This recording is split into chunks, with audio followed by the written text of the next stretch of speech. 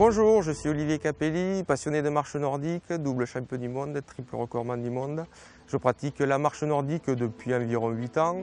La marche nordique est arrivée dans les pays scandinaves dans les années 70. Lorsque vous allez marcher, vous allez accentuer les mouvements de vos bras et à l'aide de bâtons, vous allez vous propulser pour aller beaucoup plus vite et beaucoup plus loin lors de vos sorties.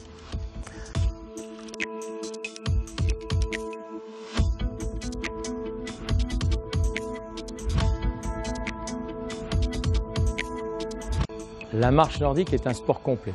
En effet, l'utilisation même des bâtons permet de muscler et tonifier l'ensemble des muscles du corps.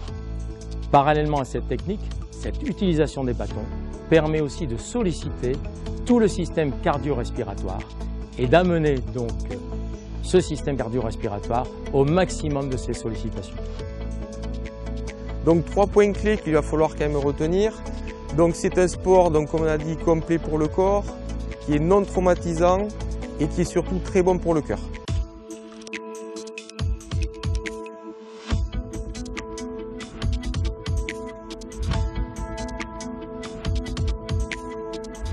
Alors ce qu'il faut se dire, le mouvement de la marche nordique est un mouvement naturel. Lorsque vous allez le faire, il ne va pas falloir réfléchir, c'est une alternance entre les bras et les jambes. Pour certaines personnes, ils ont un petit peu de mal à acquérir ce mouvement, donc moi là, je vais vous faire voir une petite technique qui marche très bien. Qu'est-ce que l'on fait? On va laisser traîner nos bâtons derrière nous, d'accord? On ne les tient surtout pas.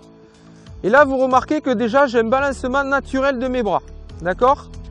Ce balancement naturel en marche nordique, on va tout simplement l'accentuer.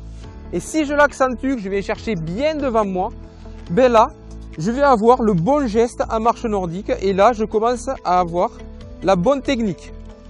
Donc maintenant on va voir le mouvement, donc le planté de bâton. Alors le planté de bâton, il faut le faire ici entre les deux pieds. Toujours prendre comme point de repère l'écartement des pieds, donc on va essayer de planter en plein milieu. Deuxième étape, la phase de propulsion. Là je vais pousser sur mon bâton en ouvrant la main et là je vais chercher loin derrière moi.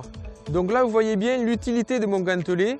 On a pu en parler sur des vidéos précédentes et vous apercevez que si je n'avais pas de gantelet, ben je serais obligé soit d'être tordu derrière, soit d'aller chercher beaucoup moins loin. Donc d'où l'utilité du gantelet.